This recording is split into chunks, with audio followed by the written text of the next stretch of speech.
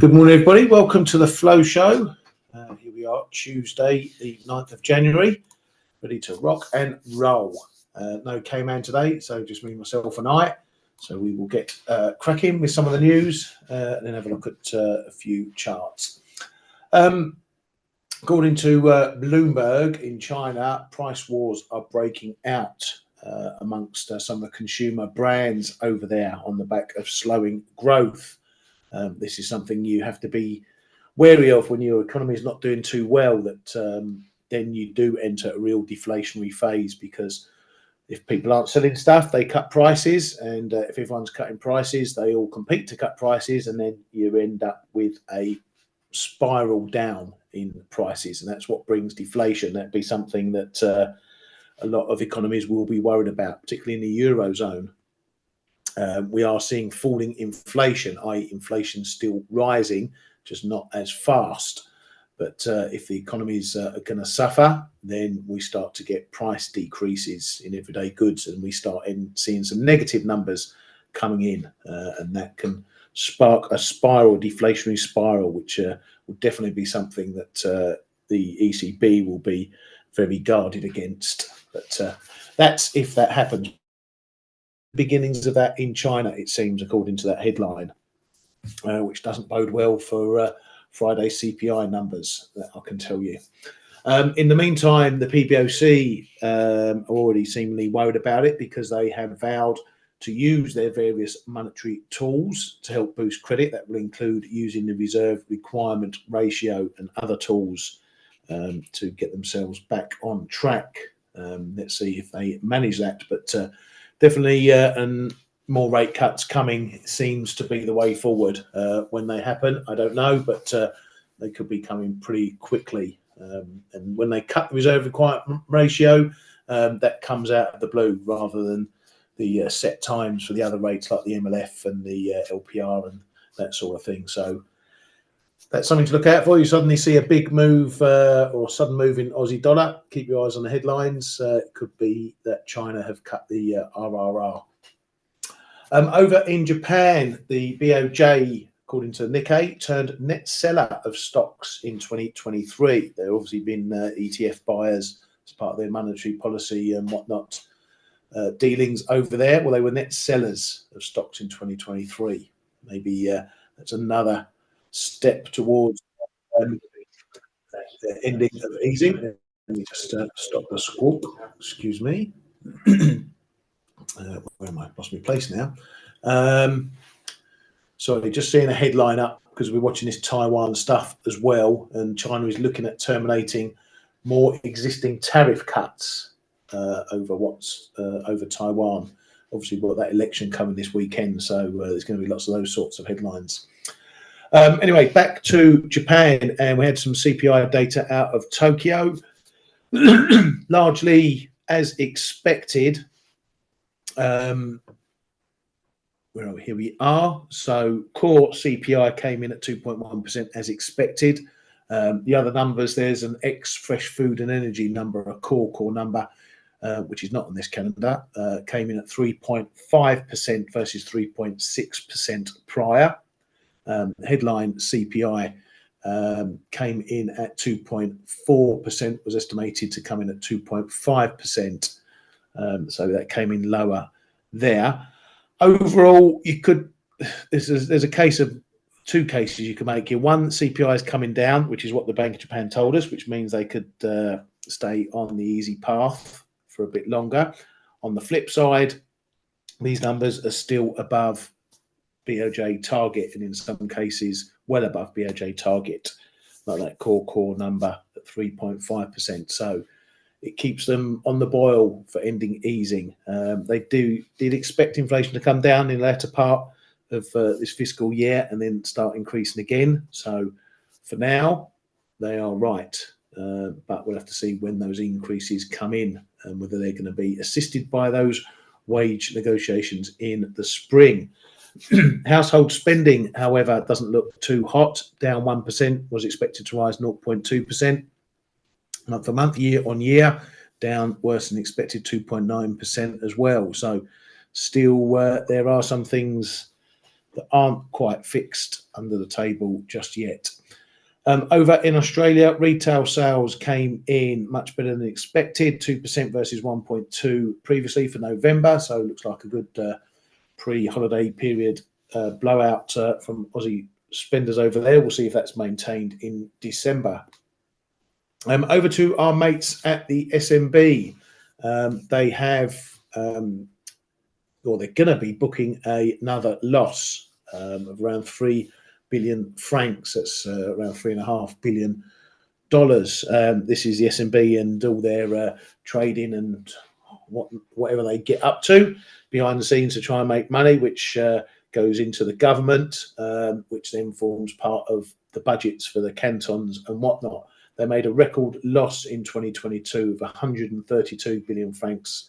They're going to make another loss of 3 billion. They cannot pay out to the government unless they make a profit, and they would need to earn at least 50 billion francs in 2024 to be able to start paying into the government again. So this is very important from a budgetary standpoint. It means there's less money to go around in those budgets, and they'll have to tighten their belts somewhat. The Swiss FX reserves, which I know Cayman and a few others we're looking at, came out as well. FX reserves up at 653.7 billion from 641 billion previously. I don't think it's on this calendar. Oh, there it is, right there. So you can see the numbers there. So they're still being active in the market.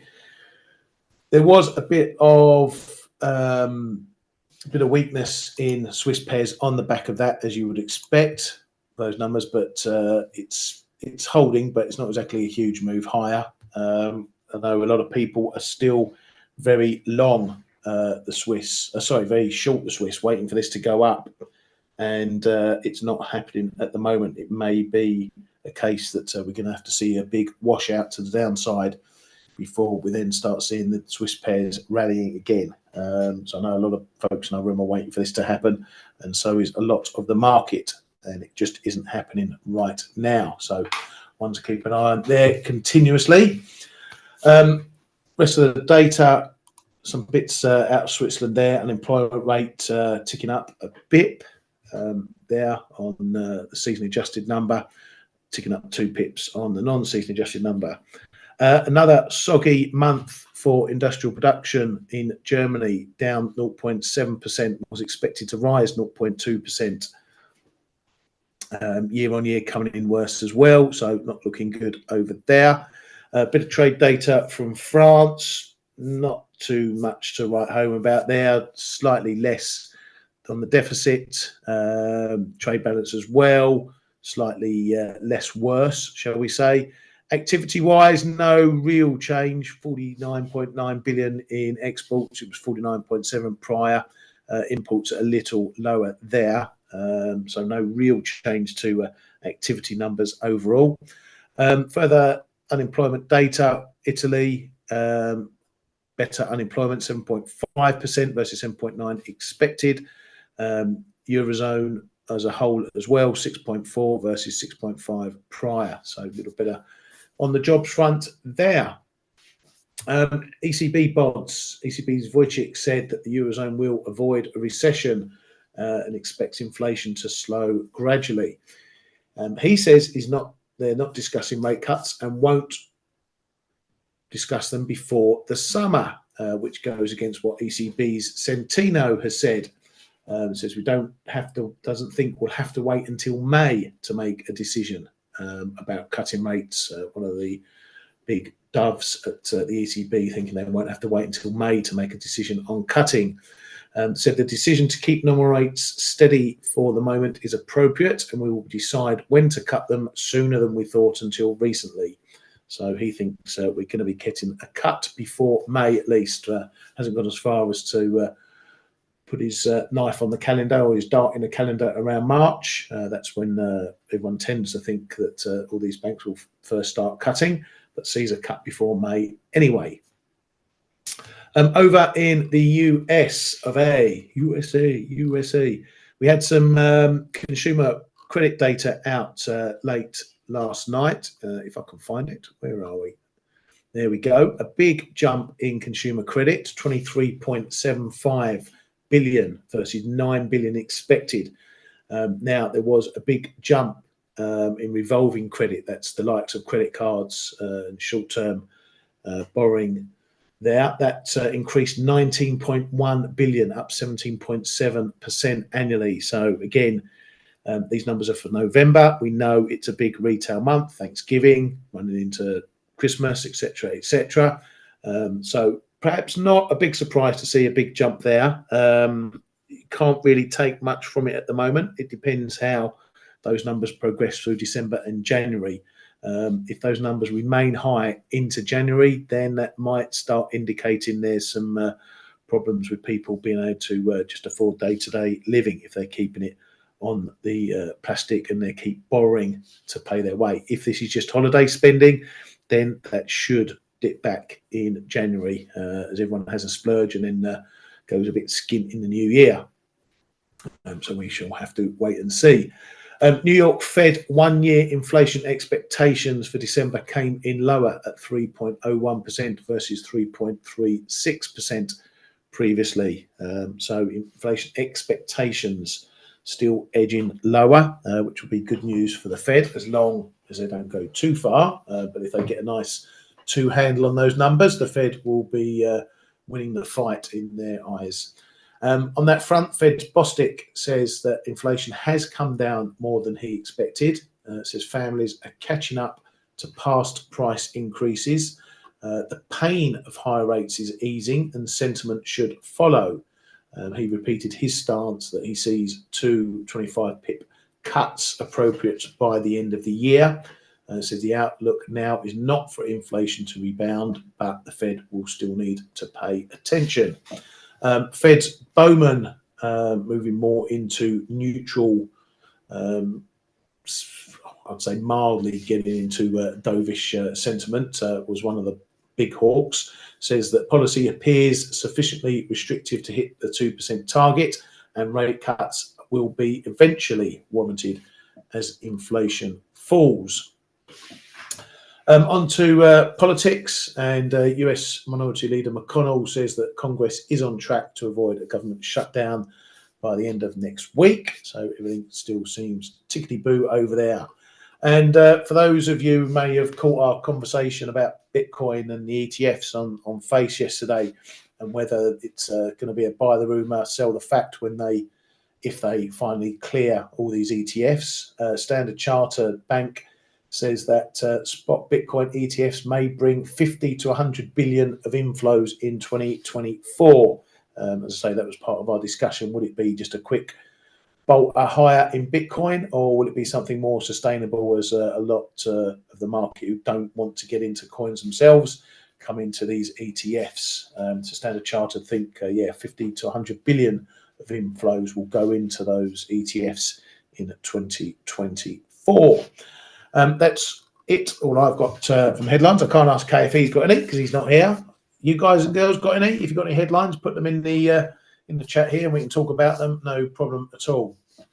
Right. So, Ali, the S&B. So the S&B trade with us like Forex trading. All we do. Yeah, they're both sides. They can be both sides of the market, Ali. Hence why they usually end up on the US Treasury's manipulators list. Because they just do what they want in their own currency as and when they like. There is some method to their madness. They are very proactive. They do have holdings of assets. They do run it as a business. The S&B is actually a public listed company as well. So you can buy shares in the S&B if you so wish.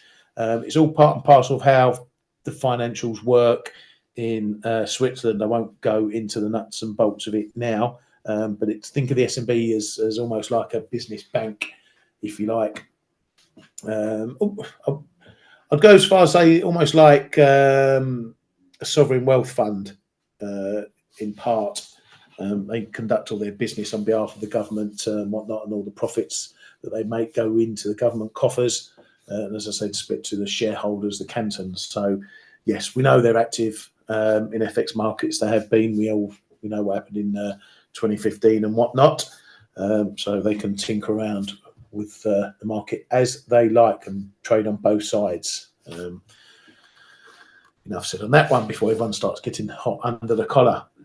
So anyway, lots of people still waiting for these Swiss pairs to take off. As I say, seen a little bit of a bid today, but nothing that's taken us out of any of the recent ranges, particularly towards the end of last year.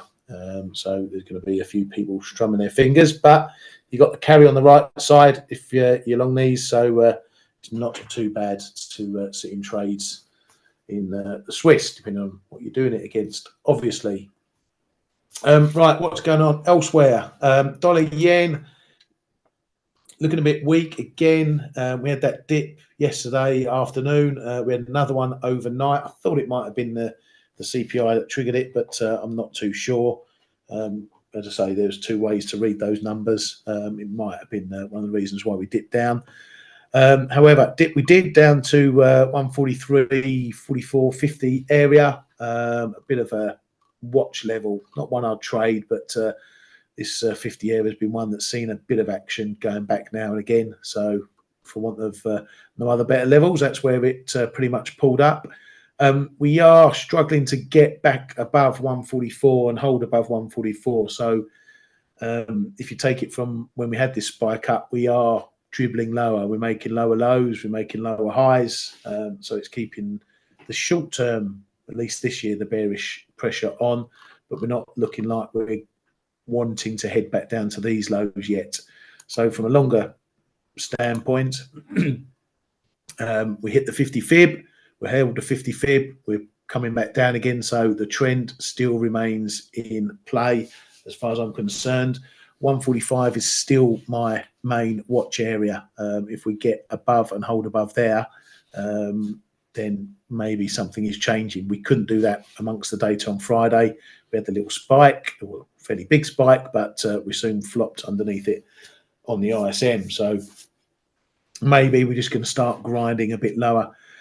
Yields, they don't seem to be helping much today. They're looking a bit more positive. We had that move under 4% yesterday. It's coming to a bit of a shorter time frame. Had that move under 4%. We're back above 4%. It doesn't look like it's going big guns at the moment. So the market's still sorting itself out here, which way it really wants to go. If we do see another move up through these highs, 408, 409, 410, that will probably drag the dollar with it. Although, as I say, compared to what's happening in dollar yen at the moment, that might drag it up, kicking and screaming, rather than a willing follower, shall we say. Ali, what about US 10 years? Why is everyone saying we're done with yields higher? What can reverse dollar weakness? If yields will go down, so dollar will go. Market is pricing aggressive rate cuts. Okay, there's two things to consider when talking about yields. Yields generally have a correlation with the dollar. If yields are going higher, the dollar generally goes higher. But that correlation can wane, like all correlations can do. Also, you've got to remember that it's not a one-way train. If yields ramp up, let's say they ramp up today up to 420, 430, for whatever reason, I don't know, the dollar's going to go with it. But the dollar's going to hit its own problems, its own technical levels, its own reasons why it might not go further. So even if there's a point at which yields moving, the dollar will only go so far, because we either hit a big level in whatever asset you're looking at, or you hit a fundamental level where there's a lot of sellers, or a lot of the market say, no, that price has gone too far. So yields can keep going and the dollar can run into trouble. It can stop and not go as far as yields go. But yeah, the market is bearish on yields because they don't see rates going up. They only see rates going down. If rates are going down, then interest rates on bonds are going to go down. We've had that big reprice already. So the market sees it a hard task for yields to continue rallying higher because of the fact that rates are coming down. So unless we get super strong data, inflation moving back higher and trending back higher, you're not going to see yields going up unless there's some other sort of left field shock to the system, like a government shutdown, which will then put pressure on borrowing costs, make them more expensive for investors because of problems. So unless there are big problems based on the fundamentals, yields shouldn't really go much higher. Like we shouldn't see 10 years going back to 5% or anything like that. Yeah, they can mooch around. Yeah, we can see yields going back to 430, 440, maybe even 450. But unless something's changed with Fed expectations or the Fed themselves, it's highly unlikely that rates will rebound back to 5% or anything like that.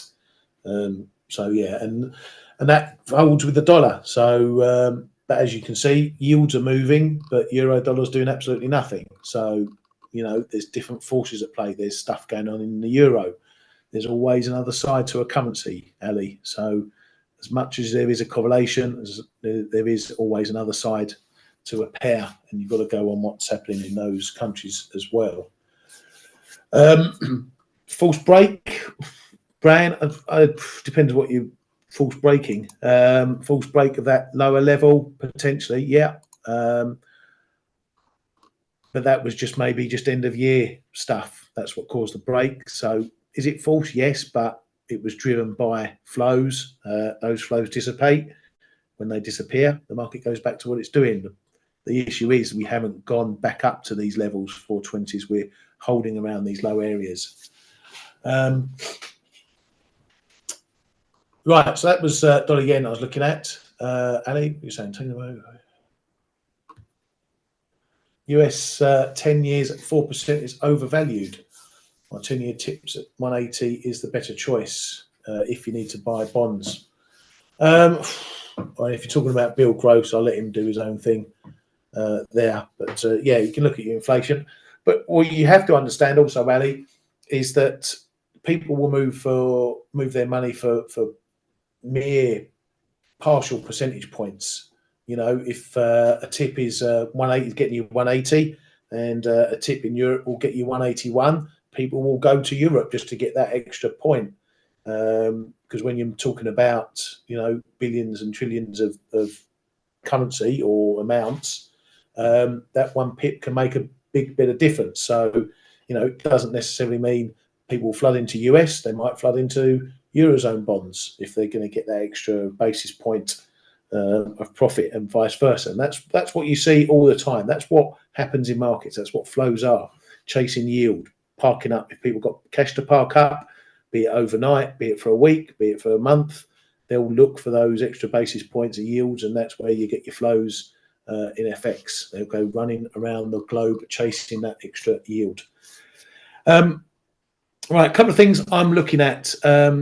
Dollar MEX, I'm getting a bit interested in down into the support area. Let's stick it on the YD, stick it on the daily.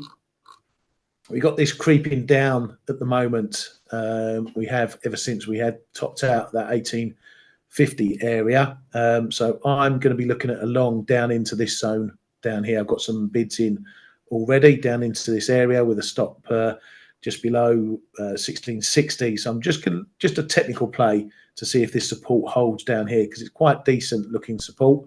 We've had a couple of goes there, decent hold, decent bounce from it. That's what you want to see.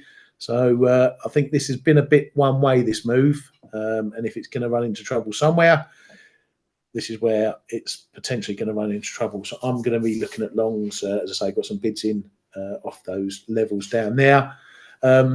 Target wise, you know me, I'm not one for targets, but what I will be looking at if I do get in a trade and we does bounce and go my way, is what happens if we get back up to this, call it 1705 area, where it's a bit of a support point itself. It's broken down. We're holding below, give or take. You've got to watch the spreads on this one.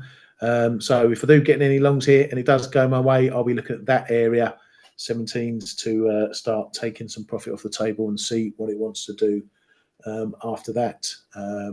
Yeah, it is a big area, Gavin. You're right. If you can go back even further, as you can see, you can come across to this area here. So there's a lot of big levels down around here, big historical levels.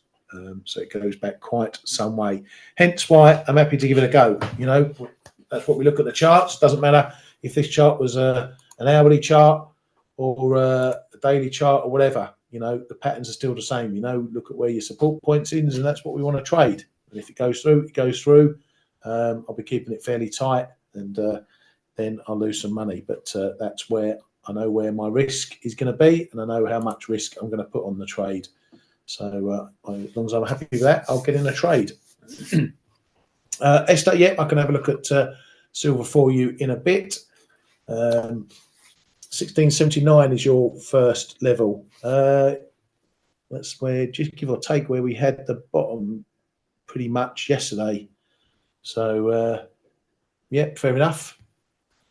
1679, I can see what you're seeing there. Not what am I looking at, but everyone sees their own charts, has their own levels. As long as you're making money from it, that's all that counts.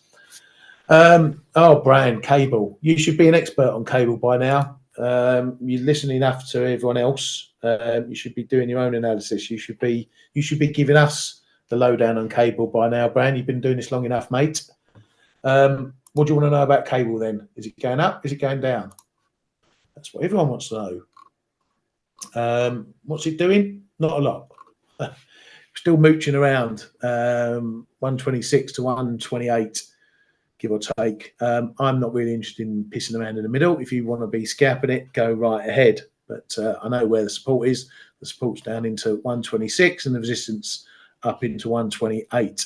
So if I'm going to be looking to trade it, which I'm not really that interested in cable at the moment, that's where I'll be trading it. I'll be trading at 126 or trading at 128.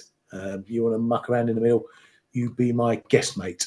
But yeah, I see nothing happening in this one whatsoever. It's quite a tight range. That in itself perhaps is a warning that since, well, you can probably call it for the whole of December, late November, it's been in a fairly tight range. We've had pretty solid move, but it's just going a bit more sideways now.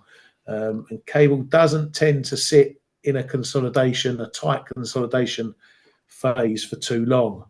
So the longer this goes on, then the more you'd be looking at a potential break if we do go one way or another, either through 126 or through 128.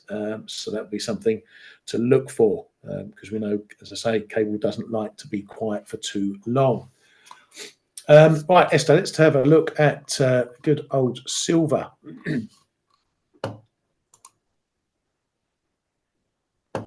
Probably have to do a bit of chart tidying up here. Let us know what you're looking at as well, Esther, just so we get a fair idea, so I know what I'm talking about. Again, a bit more range, but I know Kay's been waiting this one forever to take off, but it just can't seem to find its feet and really make a move higher. But as you can see here, we've got a series of higher lows. So that might suggest we get another move up to the 25s, maybe even pushing up into the 26s again. Fundamentally, if you're looking at this from as a commodity rather than a precious metal, i.e. its industrial use, there's probably good reasons why it's not doing an awful lot, because we know that manufacturing isn't doing all that. So the use of silver in whatever components, your solar panels and the like, aren't being picked up wholesale because of that slumping growth picture. For me, it's quite clear where you want to be really trading it down into the low 22s if you want to be looking at longs. It's a bit messy, but we've had several goes around this 22 area. Obviously, it's looking a bit more of a gift if you get down to the 20s, but if it moves quickly down to the 20s, something must be going on. And in that case, it's all right saying I'd like to buy it at $20 when it's trading 23, but if it suddenly dropped down there in 2 days, you'd be thinking, well, do I really want to buy it at $20 now? 20 and a half. So as always, you can have your areas where you want to trade, but know the reason why the price is moving there. Is it something game changing? Is it something that means you shouldn't be buying it down here if there's a big move? So while it's good to rely on the text like I'm doing for $MEX, I always want to know why a price is moving to a level. And as long as I like that reason, then I'll get in a trade. But for me, just sitting here now, you know where the resistance is, up into 24, 24 and a half. As I say, you know where the main support is, coming down into 22s. So you've got your range there to look at. Ali, what about Euro fundamentals? How strong Euro is justified? Is Euro strong? That'd be my first question. What it's strong compared to what? Strong compared to today? Is it strong compared to 6 weeks? Is it strong compared to a month? Let's see if the Euro is strong. Let's put it on a clean chart. Excuse me. There's a long-term chart. Does that look like the Euro is strong to you? So what's your context for Euro being strong? Okay, the dollar, everything's a bit mixed, you see. So this is why you need to look at different charts, look at different timelines. Because when you're talking strength, you're talking a day, a week, a month, a year. What are you talking about? That's just strength. Let's go back onto my other chart. So even here, is the Euro looking strong? It's looking stronger than it was when it was at 105, but it's not looking as strong as it was when it was at 110. So, you know, again, context is needed. I don't really subscribe to whether currency is strong or weak. I just trade what it does. I'm just interested in what it does. At the moment, all it's doing, it's maintaining this trend. That's what it's doing. So one could say on that basis, it's strong. It's keeping the strength. Why is it keeping its trend? Because that's where the market wants it to be at the moment. You could say the Eurozone is weaker than the US, so Euro should be going down. But the reason Euro dollar isn't going down is because the Fed is the bigger game. You know, what happens with Fed and the cuts and everything we're trading there, that outsizes what's happening in the Euro and the ECB. Just the same way as it did when we were in the midst of hikes and the dollar was gaining against everything, you know, as we were trading those hike expectations and all through 2022, 2023. So, yeah, it's all about who you're trading and what you're trading. Yeah, the Euro will have moments of weakness. You get a crappy bit of data out of Germany, you'll see the Euro dropping. But then you get a crappy bit of data out of the US and you'll see Euro rising. So it's... At any particular time, you have to understand. This is why one of the reasons why I want to do the flow show and do it heavily based on fundamentals. A lot of it is because that's how I trade. I have a running picture in the back of my mind where the Eurozone's at, where the UK's at, where the US is at, where the banks are at. And it's all about seeing that picture, seeing what the market wants to see as well. And that's why you get your price where the price is, because the market says, right, we're happy for the Euro to trade at 109s, because that's what we feel. We feel that's the appropriate level. Doesn't matter whether I agree or not.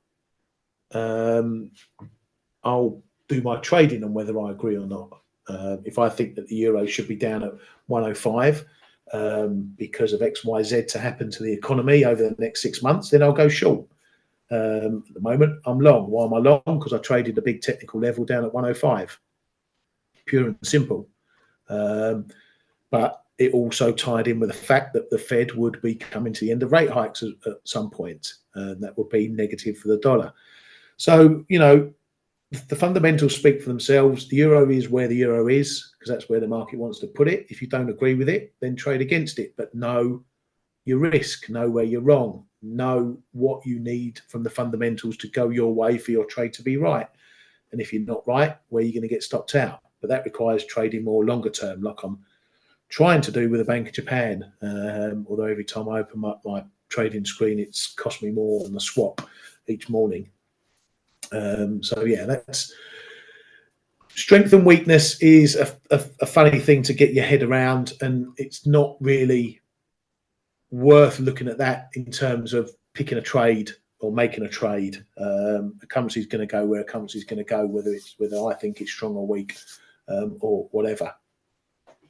Right, let's have a quick look around, because stocks have had a bit of a decent bounce.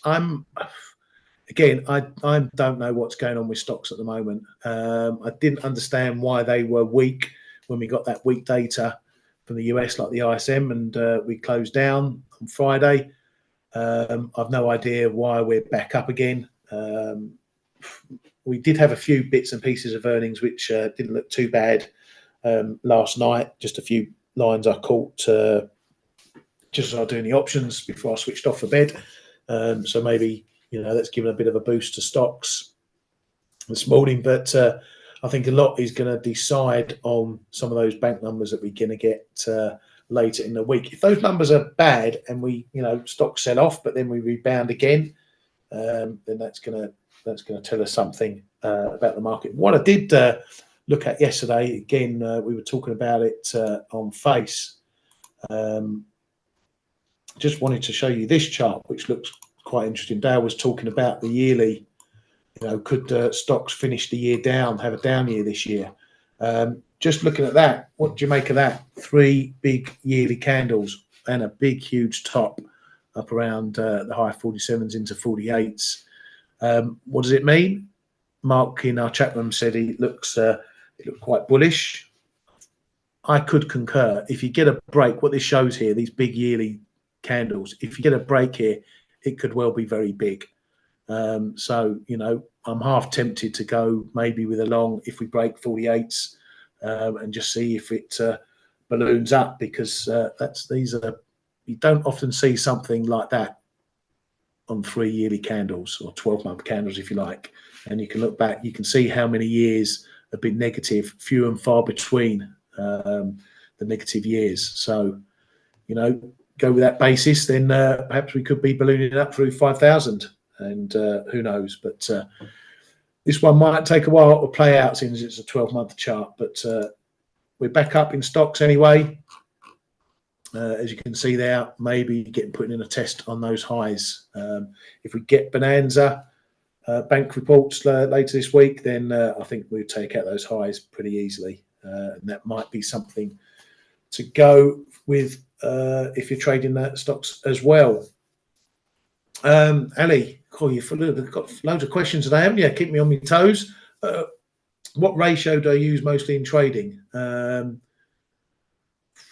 What do you mean by ratio? Do you mean leverage, profit ratio? I don't use ratios a lot. It's something I tell traders, obviously, if you're looking at something like risk and reward, you always... Because I've been doing this so long, I don't look too much at risk reward. I look at increasing my reward over my risk. That's the general way I trade. If I'm putting on a trade, if I'm risking 20 pips, I want to make at least 20 pips, be it on half the trade. I'm more about my risk, getting my risk to zero. What it does from there on the reward side, I don't care. If it goes 40 pips, 50 pips, 100 pips, and I'm trying to ride it, that's good enough for me. But I don't look at risk reward trades. I'll happily jump in and make a pip if I feel right at that time. I'm happy to risk 10 pips to make 1 pip. If I feel so certain about that trade, I'll do that trade, because that's what I used to do on the floor when I was a local. It didn't matter. Profit was a profit. But I don't tend to look at risk reward because you can get too tied up in it. What I would say for inexperienced traders is it's worth keeping an eye on your risk reward, because you want to turn more winners obviously than losers, and you want to make the most of those winners. So when you're talking risk reward, look at your risk first, then try and push the reward if you like. It's why we use the slice and dice strategy. It's why I've told you, particularly Ali and others before, if you get into a winning trade, if you have a profit target, think about changing it up. Think about only taking partial profits, seeing if you can push the rest of the trade a bit further. Maybe your risk reward will then grow because you can push that trade further, get some more in the bank. But then I understand it's difficult for some traders. You want to make your reward. If you're risking 20 to make 30 and you get your 30, you take it, and you're never going to go skint if you do that regularly. But as far as I'm concerned, I've been doing this a long time. I'm always about pushing to trying to get as much as I can out of a trade. You know, keep slicing and dicing as far as I can till either run out of slices or I'll get hit on my trailing stop, because that's how you exponentially increase your rewards over your risk.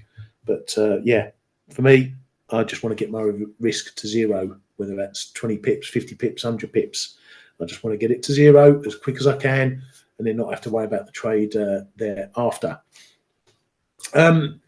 Right, you guys and girls, got anything else you want to look at? I've not got an awful lot to look at here. I am still keeping, obviously, I'm positioned in it as well, dollar China.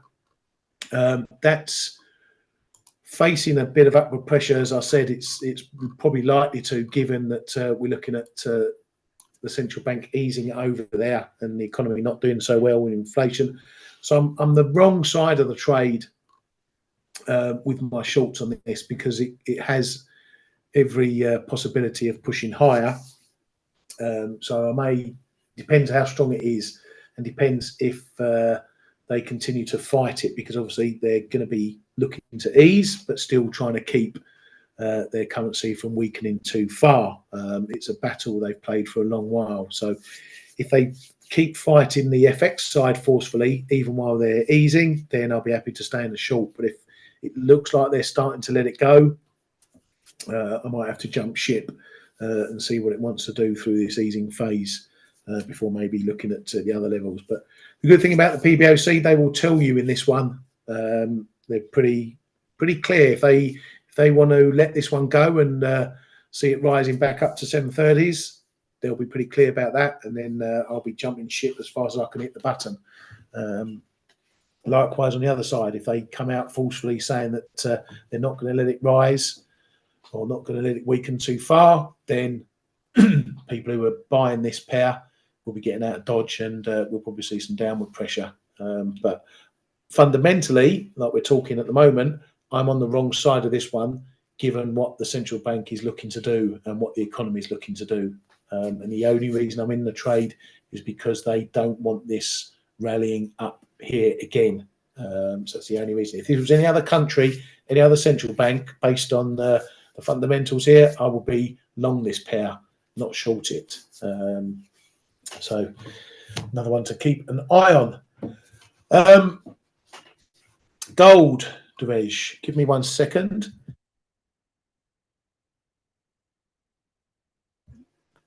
There we go. Gold. I'm not sure what I've got to say different than what I said yesterday. We're still in the middle of this range. We didn't quite get down to test the 2010, 2000 area yesterday, so I've got no interest here. For me, it is still middling around this range. So I'm going to have patience. I'm not one to go rushing after a trade just because, you know, if people trade certain assets regularly, you trade it every day, fine, you can have a bit more insight to trading the more intraday levels. Me, who may look at this once a day, twice a day, just to see what it's doing, I'm only interested if it gets to the levels I want to trade. So it's either up here or down here, again, depending on the reason why we're moving to those levels. But yeah, from here, not doing an awful lot in the middle. So I've got no real interest for that one. Yeah, CPI may move it. We're going to probably need a big variation to the number for it to move significantly. If it comes in and around as expected, the CPI numbers, then I don't know, maybe we probably get a bit of a dollar selling as it's just further confirmation that the Fed's going to be on the right path to cutting, so it will give the market doves the ammunition they need to stay on their side of the trade. And yeah, we'll see what it does for gold, whether it can kick it out of this sideways action that we're seeing. Ali, you're in dollar CAD today. Let's see what you're up to today. Dollar CAD, you're long at 33.66, stop at 26, TP at 96. Okie doke. Right. So you're in pretty just below market. So, okay, that's all right. Yep, your TP looks okay. We know that's a resistance up to 134. So that's where you want to be looking to do that. But again, just as I've mentioned, and your stop is 26. So you're going for 40 risk for 30 reward. So your own risk reward there is a little bit skewed to the soft side, I would say, risking 30. Risking 40 for 30. So you got a little bit of a negative risk reward on that one. But again, why not do a partial TP if you get your TP up here and see if it's going to break through 134. You can always trail your stop up behind it on the balance, so you can keep your stop in profit. Maybe get a 134 break, maybe get 134.26, and then you've improved your risk reward. So yeah, have a little bit of have a think about it, Ali. Yeah, you have a partial TP. Good.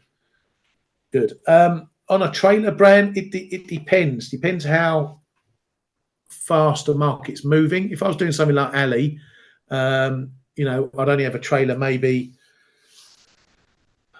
If I got one, let's say I was doing Ali's trade, 133.66, and we got to 133.96, so I'd take partials off. I was running a 40 pip stop. I'd probably bring my stop up 20 pips. I'd lock in what some of the profit that I took in. So my risk then would be roughly down to close to zero. If I've made 30, now my stop loss is at minus 20. Let's say I've done half the trade off for 30. My stop's at 20, so then I'm up some money, because if I get hit on my stop, fine, I've made 30 and I've given back 20. So I'm up 10 pips on half the trade. But then trailers, I'd keep it fairly tight because we're in a tight range. If we moved up to 134.20, for example, I might bring my stop just up to break even. Or entry, should I say. Then it's just increasing, slowly, incrementally increasing. But I use the levels as my guide for where I set my TP. So if we moved up to 134.20, I wouldn't bring my stop up to 134.10, because if we dip back, if we've just broken 134, that may be support. So I may put it down at maybe 133.85, just to see if we did dip back from 134.20s, would 134.90 hold? If that holds, great, then it's going to potentially kick on up. So I wouldn't put my stop above that until we broke the next higher level, which would be 134.67 in this zone. If we broke through there, then I'd maybe start bringing my stop up, maybe put it just below that trend line. If we got above 135, I'll bring the stop up to below 134.67, this next level. It's all about where the levels show up on the way. That defines where I put my stop. So sometimes I can have him running 20 pips behind. Sometimes I can have him running 50, 80 pips behind. I use the levels on the way up. If the price comes back down again, that's where I define my stops, my trailing stops against. So I want it to do such a certain thing before I will bring it above a level like that. So the price would need to be up here before I put my stop above 134s. If we're only here 134.20s, I wouldn't bring my stop above that level. I'd keep it below. It's because I want to know, I would hope that level holds on a retest, that we hold the break. I wouldn't want to get stopped out 134.10 and it bounces at 134.98 and then goes to 135. I'll be gutted. So you use the levels the same way you do with your stops as you do with your taking profits and whatnot. Do I take profits after the pair has moved a certain amount, even if the PA hasn't reached a support resistance level? Yes, I can do. Again, it depends on what the trade is. If I'm short-term trading something like this, then yeah, I might just take 20 pips on something if it's like a scalp trade, even if it doesn't reach my first main slice area. Let's say, like Ali is, I'm in at 20, I'm in at 66. I might take some money off at 86, just 20 pips, boom, take 20 pips off the table, get my stop up a little bit, reduce that risk again, even if it hasn't hit an area which I want to take profit. So yeah, it depends on how you want to set up the trade, what the trade is. If I'm trading more longer term, then I wouldn't be pissing around with the little levels around here. That's something completely different. So yeah, it all depends on how you're trading. You know, we've got fairly quiet market. So if you get 10, 15 pips out of a trade and it's taken 3 hours to do it, fine, take some money, you know, take a bit of partial profit. If you're waiting for 33.96, but it's mumbling around 33.80, 85, and it's sitting there for hours, take some money, you know, take a bit of profit off the table. If it then goes up there, then take a bit more off the table. Look at what the market's doing, trade the conditions, trade the price action that's happening in front of you. Everyone wants to get in a trade and it immediately go their way. Ali 133.66. 2 minutes later, it's trading 134. It's brilliant, happy days. But you know, as we all know, that doesn't tend to happen often. Sometimes you've got to sit and have patience. And if you find you're not getting the reward out of it that you're expecting over a reasonable period of time, if you're in profit, take a bit of profit. You know, you never go broke taking profit, as they say. Exactly. Nobody went broke making profits, Bran. You just got to make sure that your profits outweigh your losses. That's the other side of the coin. Gavin says that's what you can do. You can journal your stats. Yeah, it's something I mentioned as well. You know, for you guys and girls who are less experienced, you know, you can journal your trades, or even you can trade side by side. So have a demo account if you like. Have your trading account, have a demo account. Put the same trades on. So whatever you do in your real account, you mirror in your demo account. And then maybe in your demo account, you do the slice and dice. You say, right, well, I want to make 30 pips in my real account. Fine, you get your 30 pips profit, you take it off. In your demo account, you say, right, well, I'll take half the profit there. Let's see what would have happened if I continue it. Now, whether you journal it on a bit of paper, or as I say, use a demo account, and then you can see, you can match one against the other. What happened when I tried to let that trade run? Did it make more money? Or did I make money but not as much as I would have done because it hit my trailing stop? And then you can work out, okay, how many times you get stopped for a loss and how many times you make a profit. And then on the demo account, you see how many times when you ran a trade that gave you more profit, or you took partials and you brought your stop loss up behind it, how many times did you lose less money than you did trading the other way? So that's another way. Journal it, as I say, use a demo account, whatever you want to do, but put the work in to analyze your own trading. You know, I analyze my trading in my head, again, just through experience, because I've been doing it for long enough. I can analyze it in my head. I don't need to write it all down. But even I still use a demo account now and again to trade, to just test certain strategies and just to see, you know, did I do right on that or did I not do right on that? Or if I need to improve, if I had a little run of losses, let's say I'm out of kilter with the market, my trading's out of kilter, sometimes I can move to a demo account just to get back practicing, find out what's not working, find out what's changed, and then get myself back on track. And then I move back to a real account again. So, you know, some people knock it, but demo accounts can be a good tool. Yeah. As you say, Gavin, let your stats help you decide what you can do going forward. And importantly, know when things are changing. A strategy can work 9 times out of 10 for a month, and then something changes in the market and that strategy doesn't work. Identifying that change is very important for trading. But I could go on about that all day. We can save that for another show. I've just seen the clock. Right. Well, I hope that's been a good session. It seems to have been a good session for me. Anyway, lots of information for you guys and girls. I hope it's helpful. I hope you put it to good use, and as is the advice that you're getting from your fellow people here, like Gavin in the chat as well. So on to tomorrow, folks. Thank you very much for coming to the Flow Show today. We shall see you all tomorrow. Have a good one. Hey traders, this is Blake Morrow with ForexAnalytix. Thanks for stopping by our YouTube channel. Don't forget to like these videos, share them, and subscribe to our channel so you don't miss any of the content that we provide here for free.